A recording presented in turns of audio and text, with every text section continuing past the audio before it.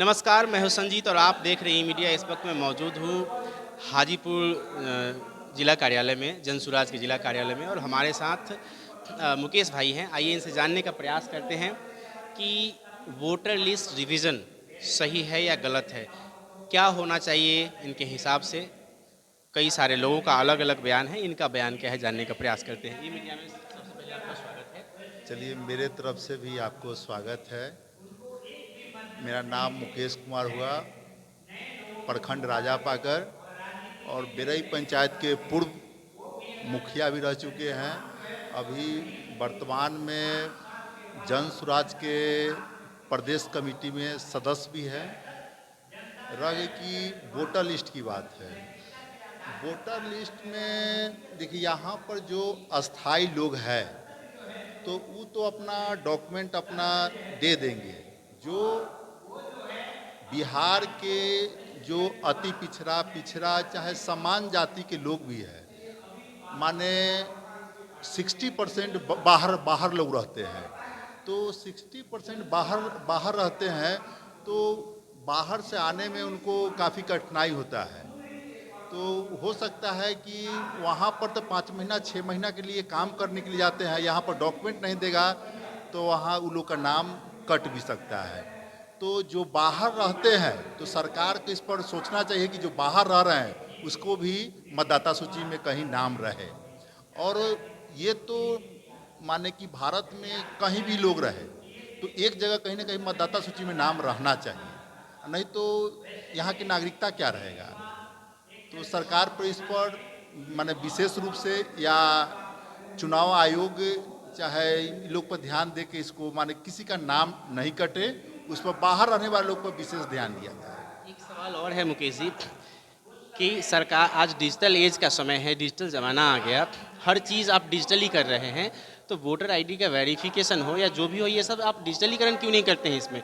अगर करना ही है तो आपको ऐसे करें कि किसी को समय ना लगे, लोग कहीं भी रहे वहाँ से पोर्टल पर जा करके अपना व्यवस्था कर दें। नहीं, ये हो सकता था। हमारा कहना है कि अभी चुनाव के 4 महीना समय 5 महीना बच चुका है।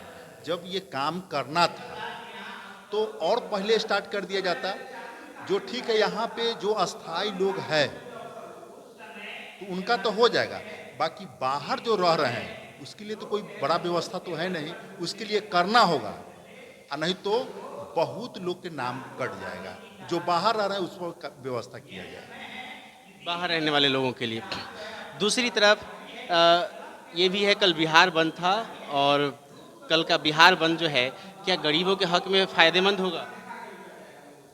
देखिए सबसे बड़ी बात तो फायदा तो था ही, बाकी यहाँ पे बंद करने से समस्या के समाधान तो है नहीं।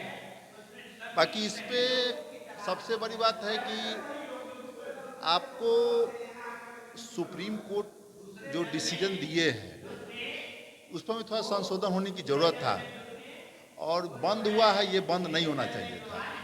बाकी जब घेराव करना था तो निर्वाचन आयोग को घेराव किया जाता कि आम पब्लिक गरीब गुरबा के काम करते हैं लोग सब, कोई टेम्पू चलाते हैं, रिक्शा चलाते हैं, चाहे पेशेंट काफ़ी लोग माने जाते रहते हैं, उन लोग काफ़ी नुकसान होता है। यदि ठीक है पॉलिटिकल लोग को बंद करना ही है तो माने चुनाव मान जो निर्वाचन आयोग को माने घेरा जाता, यहाँ से लेकर दिल्ली तक, यदि वहाँ घेरने से इन समस्या के समाधान हो सकता था।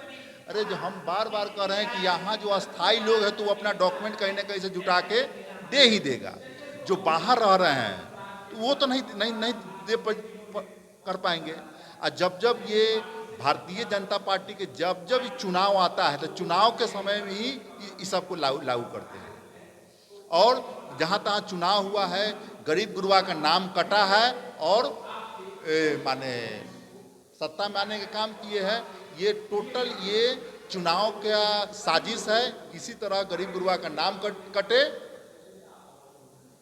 जो अभी जो बाहर में भी जो अपना जन सुराज का जो अभियान स्टार्ट हुआ है, सब लोग फेसबुक व्हाट्सएप पर सब लोग देख रहे हैं कि भारतीय जनता पार्टी हो चाहे जो भी हो, बिहार को माने स्टेट भिखमंगा स्टेट बना दिया, मजदूरों का स्टेट बना दिया यहाँ पे। तो सब लोग देख रहा है कि लोग, बिहार के लोग बदलाव करने के पक्ष में पूरा है कि बदलाव करना है। जो बाहर बिहार के लोग 40% बाहर आते हैं, सब लोग मन बना चुके हैं कि हम चुनाव के समय में गांव पर जाके ये दोनों को विरोध करना है। आरजेडी चाहे ये कांग्रेस, बीजेपी, सबको विरोध करना है, जन स्वराज की मदद करना है। ये भारतीय जनता पार्टी चाहे सब लोग को पता है कि बाहर जो रहता है इस बार एक आदमी लोग को वोट नहीं देने जा रहा है, इसलिए साजिश के तहत सबको नाम काटने का काम किया जा रहा है। बहुत बहुत धन्यवाद ई मीडिया में समय देने के लिए। आप देख रहे थे ई मीडिया और ये हैं मुकेश भाई जी।